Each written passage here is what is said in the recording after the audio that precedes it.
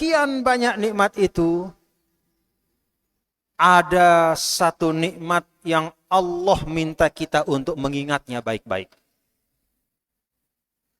Kita diminta untuk mengingatnya, untuk merenungkannya. Itulah yang disebut dengan nikmatul ukhuwah. Wazkuru ni'matallahi alaikum idh kuntum a'da'am fa'allafa baina qulubikum fa'asbahtum bini'matihi ikhwana. Kita tidak diminta secara khusus mengingat nikmat harta. Kita tidak diminta secara khusus mengingat nikmat bersuami istri.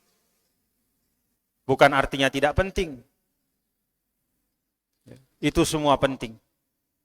Tetapi ada satu nikmat yang Allah garis bawahi dalam Al-Quran, dalam surah Ali Imran itu. Ingatlah, wahai orang-orang yang beriman, kita semua ini, kepada nikmat Allah. Idh kuntum a'da'am fa'allafa baina qulubikum fa'asbahtum bini'matihi ikhwana. Maka yang pertama dan yang utama, Bapak-bapak Ibu, yang saya ingin sampaikan, dan mari kita ingat terus, dan kita rawat, kita jaga, kita pelihara dan kita kokohkan, adalah nikmat bersaudara. Persaudaraan Islamiyah dalam Islam, iman Islam, wataniyah dalam satu bangsa, insaniyah sebagai sesama umat manusia, khalqiyah sebagai sesama makhluk Allah. Itu semuanya adalah rangkaian persahabatan yang diminta oleh Allah untuk kita syukuri. Bapak Ibu yang dirahmati Allah, lebih dari sekedar persaudaraan di awal kita membentuk bangsa Indonesia ini, pada perjalanan selanjutnya pun kita sebagai anak-anak bangsa membuka diri satu sama lain. Tidak terbayang bagaimana wajah Indonesia kalau masing-masing sukunya itu punya ego.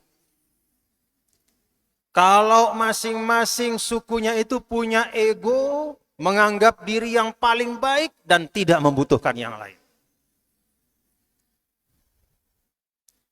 Maka kita akan hidup seperti di dalam Di dalam kamar-kamar yang terkunci. Tidak bisa jumpa satu sama lain. Maka alhamdulillah setelah Indonesia merdeka, terbentuk bangsa ini berkat kesamaan visi dan misi para pendiri bangsa, yang lebih kita syukuri adalah alhamdulillah kita semua sebagai anak-anak bangsa itu membuka diri satu sama lain. Maka dimanapun, bahkan di Pasangkayu ini kita bisa jumpa suku apapun. Kalau kata Pak Bupati tadi di pendopo beliau, di rumah jabatan, ya seperti miniatur Indonesia. Ya. Suku manapun ada di sini. Demikian juga di tempat-tempat yang lain. Di Lombok, kita bisa jumpa suku Jawa, kita bisa ketemu suku Bugis. Kalau di NTB Pak Bupati, itu sepanjang pantai Pulau Lombok, itu Pak Bupati, itu orang Bugis semua. Jadi penuh orang Bugis sepanjang pantai Pulau Lombok. Mau bagian Lombok Selatan, Lombok bagian utara juga.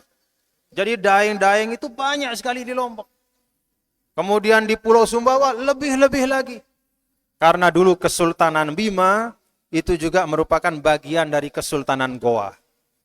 Jadi Bugis sama Lombok, Bima, Dompu, ya, Makassar, kemudian Mamuju, Mandar, itu sudah menyatu kita semua. Sudah menjadi bagian yang tidak terpisahkan. Dan inilah Bapak-bapak dan Ibu-ibu, satu kesyukuran kita juga sebagai bangsa Indonesia. Alhamdulillah.